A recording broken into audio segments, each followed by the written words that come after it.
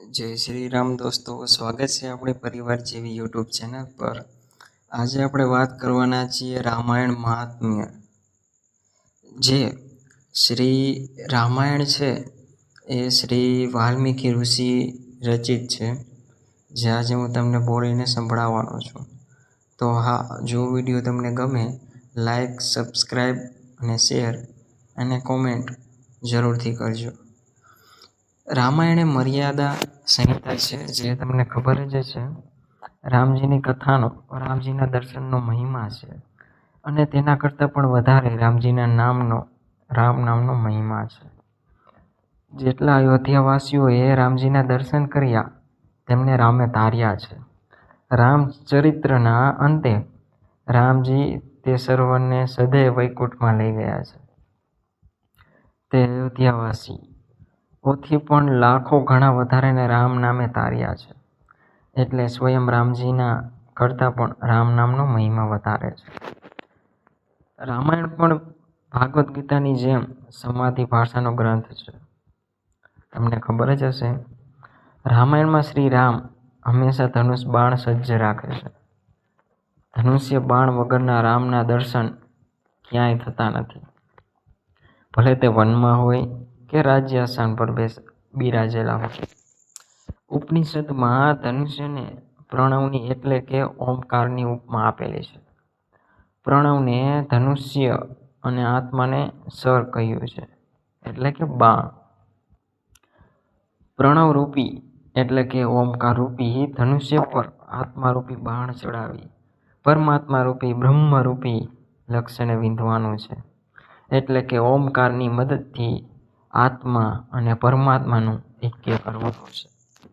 બીજી રીતે કહીએ તો ઓમકાર રામજીનું ધનુષ્ય એ જ્ઞાન છે, અને બાણ વિવેકનું સ્વરૂપ છે।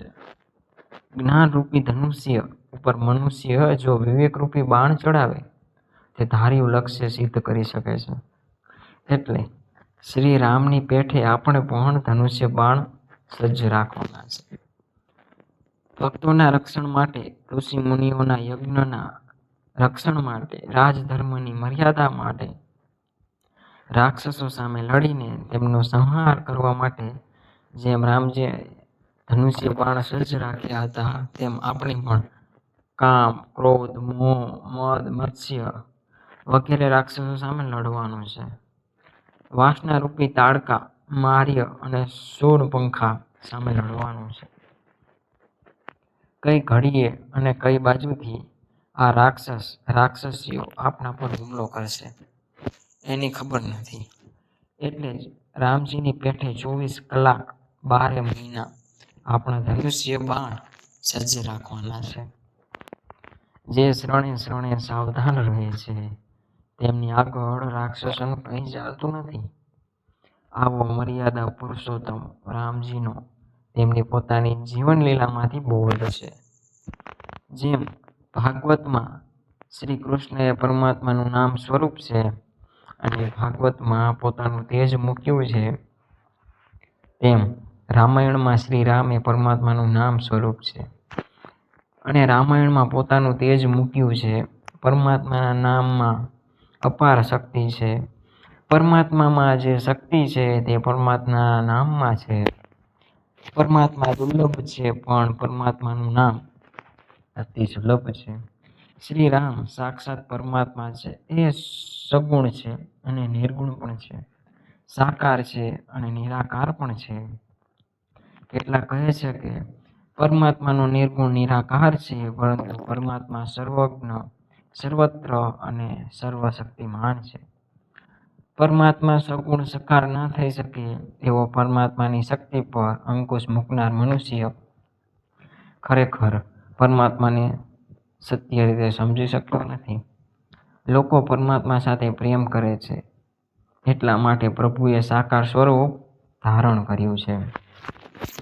તમને ખબર તો નહીં હોય કે સાકાર સ્વરૂપ એટલે શું? એનો અર્થ એ થાય છે કે દેવ અવતાર રૂપ। યોગીઓ સમાધિઓમાં જે આનંદનો અનુભવ કરે છે, તેવો જ આનંદ ભક્તોના પ્રભુના ધ્યાન દર્શનમાં કરે છે। ભક્તો માટે જ આનંદ સ્વરૂપ પરમાત્મા આકાર ધારણ કરે છે, આનંદ જ શ્રી રામ રૂપે પ્રગટ થાય છે. પૃથ્વી પરનો કોઈ એક મામૂલી રાજા ખુશ થઈ જાય તો રાજમહેલમાંથી બહાર દોડી આવી દર્શન આપે છે. તો પ્રભુ તો સર્વશક્તિમાન છે, તે કેમ સાકાર બની દર્શન આપી ના શકે? નિરાકાર આકાર ધારણ કરે છે, પણ તેનું સ્વરૂપ તો તેનું તેજ જ રહે છે.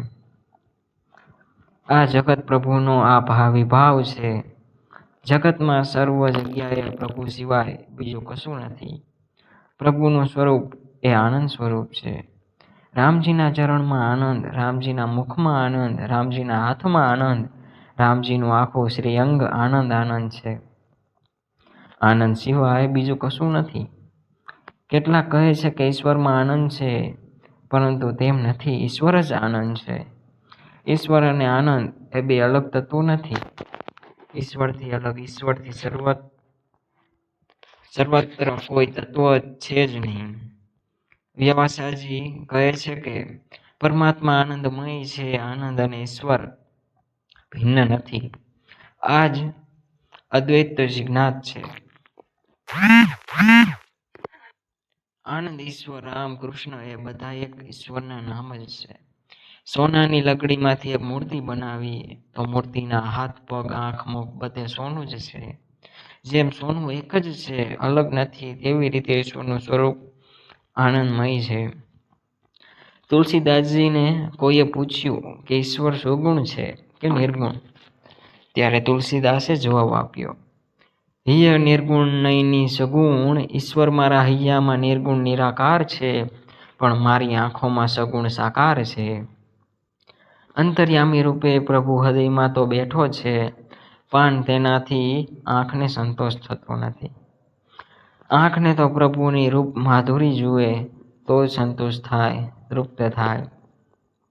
અને જીભની વાતો તો વળી અનોખી જ છે. તુલસીદાસ કહે છે, રસના સુનામ સગુણ અને નિર્ગુણ એ દાબડીના બે ભાગ છે, અને એ દાબડીમાં સંતાડેલું રત્ન તે રામ નામ છે. ઈશ્વરને નામ દઈને પોકારો તો તે જેવો હશે તેવો આવીને પ્રગટ થશે. હું તો સગુણ નિર્ગુણ બેયનું સ્વાગત કરું છું. બેય મારા આદરણીય અતિથિ છે. જે જ્ઞાની છે તે સમુદ્રમાં મોટી લેવા ડૂબકી મારતા મરજીવો જેવો છે.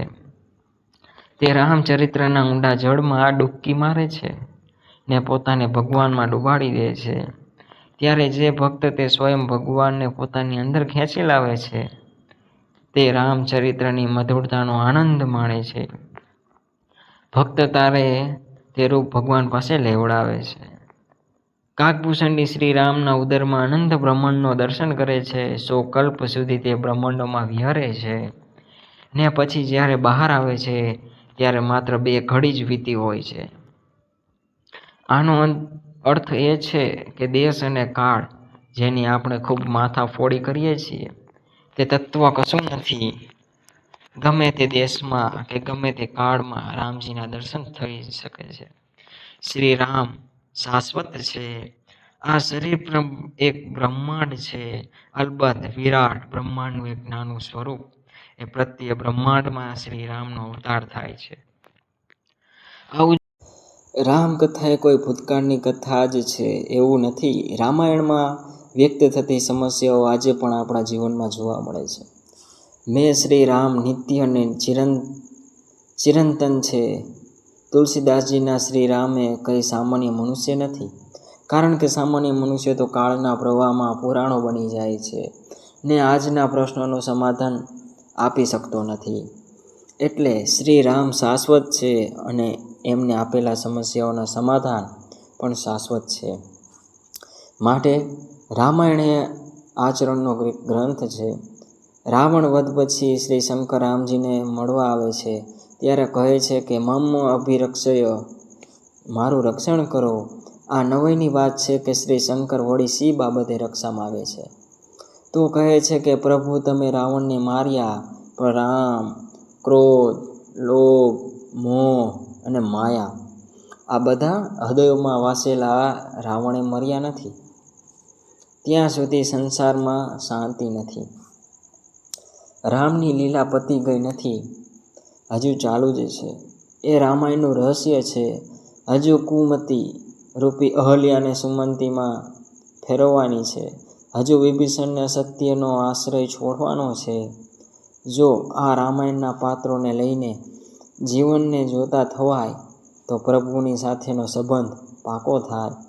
પછી રામાયણના તે પાત્રો આપણા જીવનની સાથે ચાલનાર પાત્રો થશે. ભાઈ, પિતા, પુત્ર કે મિત્ર થશે. તો દોસ્તો, આ વિડીયોમાં એ જાણવા મળે છે કે આપણે શ્રી રામ નામ પ્રત્યે આકર્ષિત થવું જોઈએ. અને હા, જો તમને આ વિડીયો જોવો ગમ્યો હોય, લાઈક, શેર અને સારી કોમેન્ટો કરીને તમારા તમામ મિત્રોમાં શેર જરૂરથી કરજો, જેથી કરીને આપણી આ આવનારી પેઢીઓને આ રામાયણ શું છે તે બધું જાણવા મળે. બસ આટલું જ. મળતા રહીશું આગલા વિડીયોમાં. જય શ્રી રામ.